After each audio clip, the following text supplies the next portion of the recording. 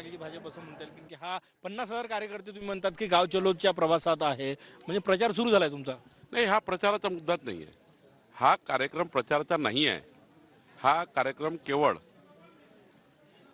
मोदीजींच्या 10 वर्षाच्या कार्यकाळात जे कामं या सरकारमध्ये झाले त्या सरकारचे कामं जनतेपर्यंत पोहोचले की नाही याच्याकरता आम्ही फिरतो आहे. जर ती कामं जर पोहोचले नसतील तर त्याच्याही आम्ही या ठिकाणी मोठ्या प्रमाणावर जनसंवाद करणार आहोत, जनतेशी भेटणार आहोत.